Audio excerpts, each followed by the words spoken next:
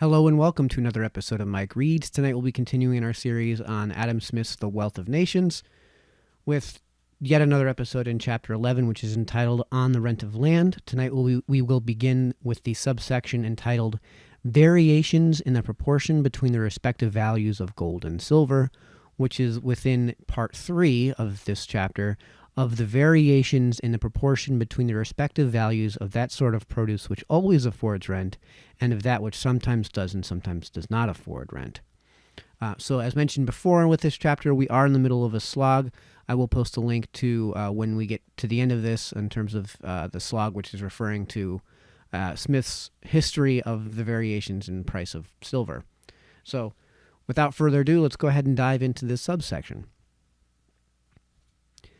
Before the discovery of the mines of America, the value of fine gold to fine silver was regulated in the different mints of Europe between the proportions of 1 to 10 and 1 to 12.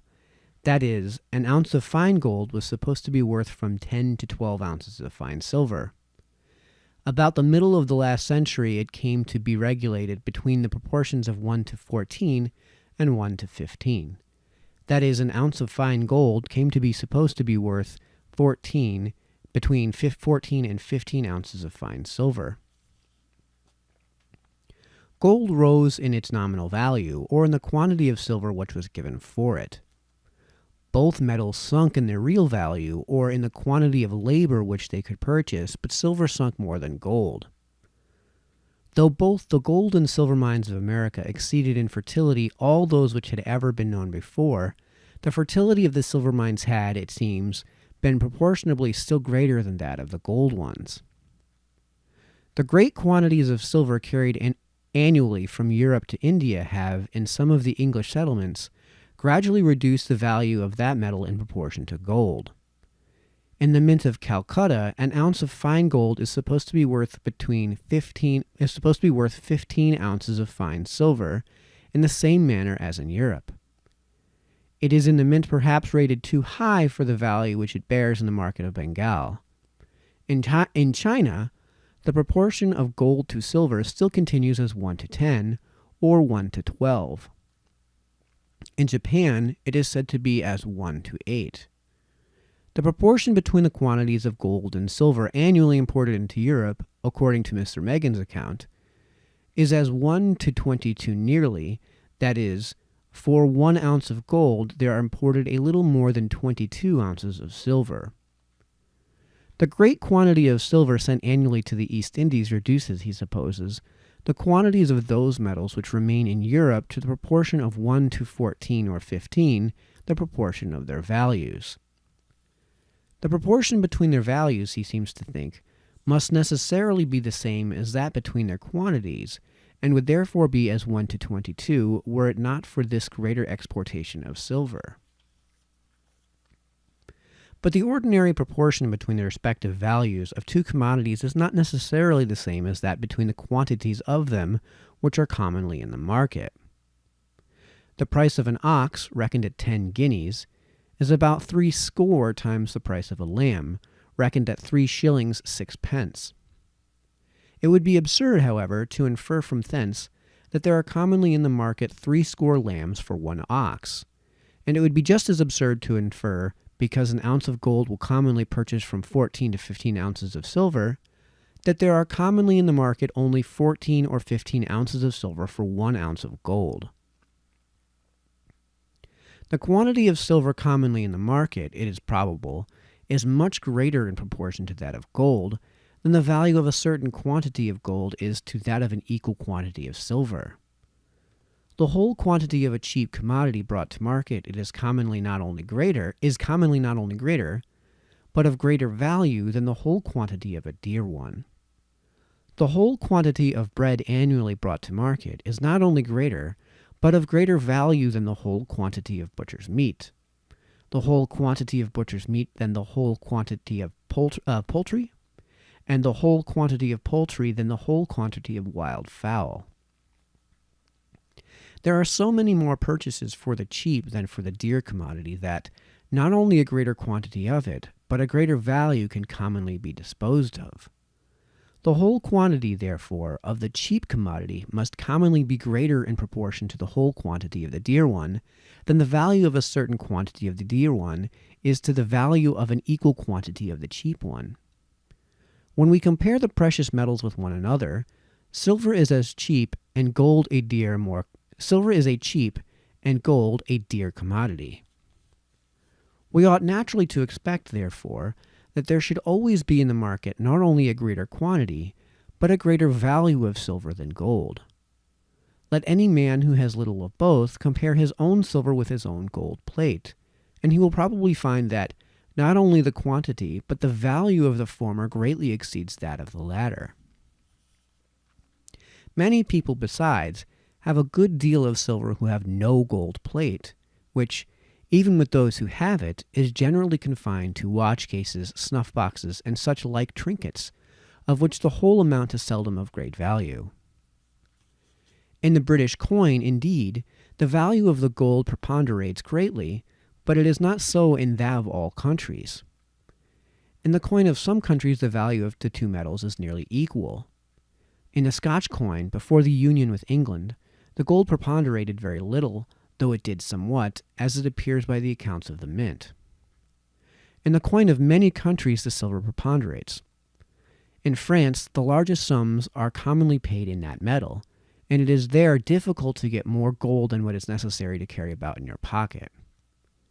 The superior value, however, of the silver plate above that of the gold, which takes place in all countries, will much more than compensate the preponderancy of the gold above the silver which takes place only in some countries. Though, in one sense of the word, silver always has been, and probably always will be, much cheaper than gold, yet in another sense, gold may, perhaps, in the present state of the Spanish market, be said to be somewhat cheaper than silver. A commodity may be said to be dear or cheap, not only according to the absolute greatness or smallness of its usual price, but according as that price is more or less above the lowest for which it is possible to bring it to market for any considerable time altogether. The lowest price is that which barely replaces with a moderate profit the stock which must be employed in bringing the commodity thither. It is the price which affords nothing to the landlord, of which rent makes not any component part, but which resolves itself altogether into wages and profit. But in the present state of the Spanish market, gold is certainly somewhat nearer to this lowest price than silver. The tax of the King of Spain upon gold is only 1/20th part of the standard metal, or 5%, whereas his tax upon silver amounts to 1/10th part of it, or to 10%. In these taxes, too, it has already been observed, consists with the whole rent of the greater part of the gold and silver mines of Spanish America, and that upon gold is still worse paid than that upon silver. The profits of the undertakers of gold mines, too, as they more rarely make a fortune, must, in general, be still more moderate than those of the undertakers of silver mines. The price of Spanish gold, therefore, as it affords both less rent and less profit, must, in a Spanish market, be somewhat nearer to the lowest price for which it is possible to bring it thither than the price of Spanish silver.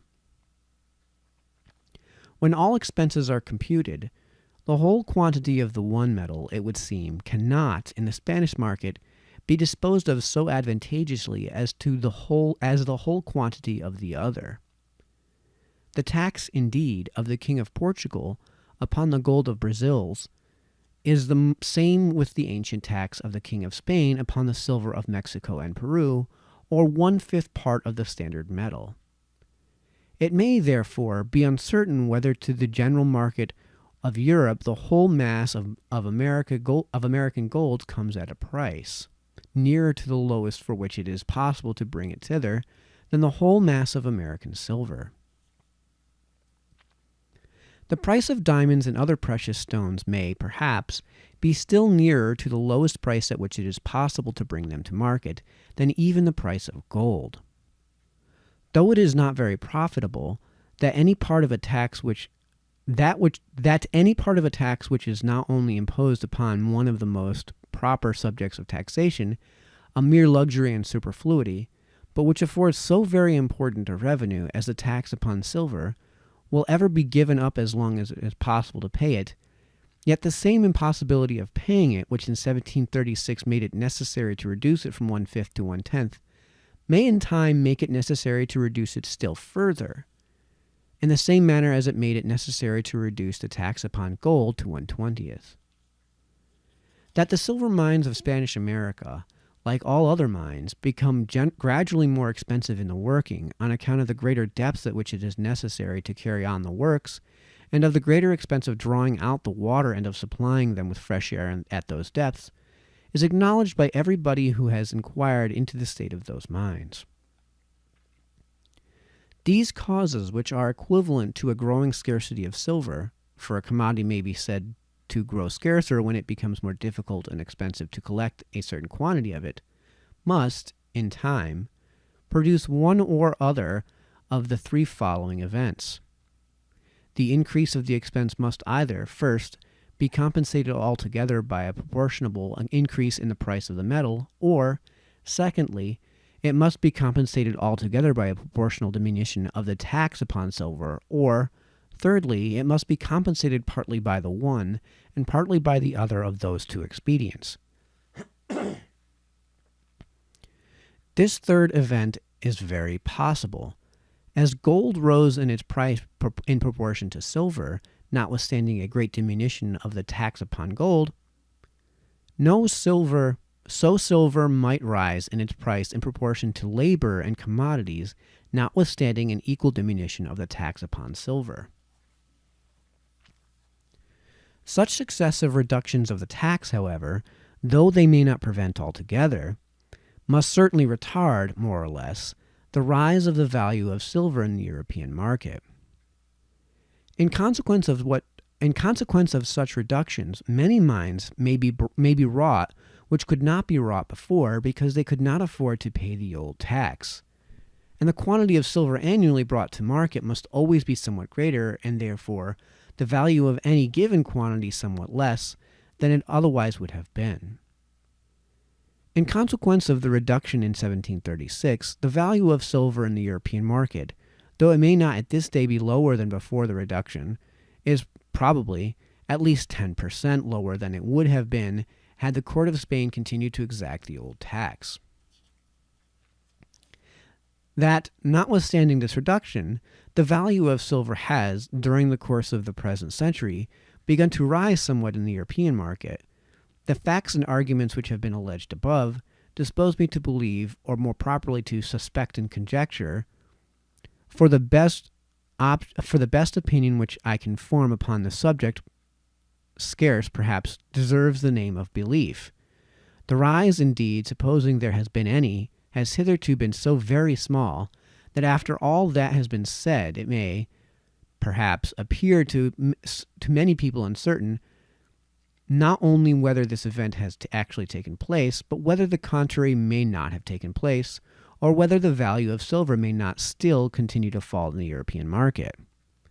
It must be observed, however, that whatever may be the supposed annual importation of gold and silver, there must be a certain period at which the annual consumption of those metals will be equal to that annual importation.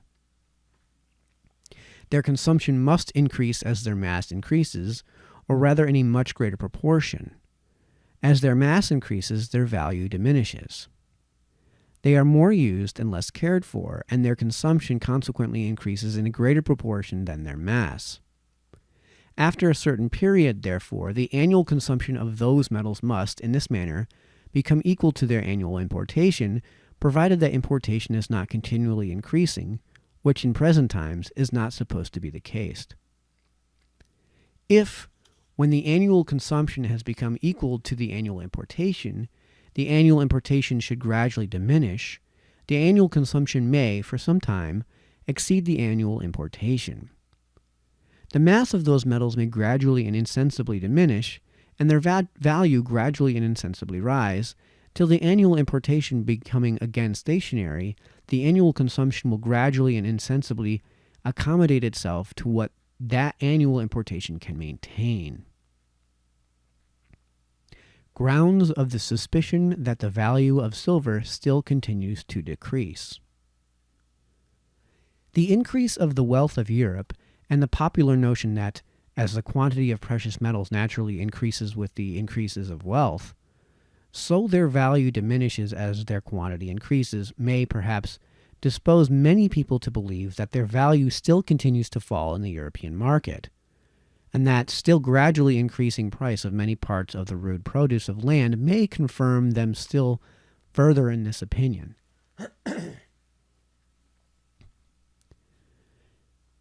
That increase in the quantity of the precious metals which arises in any country from the increase of wealth has no tendency to diminish their value, I have endeavored to show already. Gold and silver naturally resort to a rich country for the same reason that all sorts of luxuries and curiosities resort to it. Not because they are cheaper there than in poor countries, but because they are dearer, or because a better price is given for them. It is the superiority of price which attracts them, and as soon as that superiority ceases, they necessarily cease to go thither. If you accept corn and such other vegetables as are raised altogether by human industry, that all sorts of rude produce, cattle, poultry, game of all kinds, and the useful fossils and minerals of the earth, etc., naturally grow dearer as a society advances in wealth and improvement, I have endeavored to show already.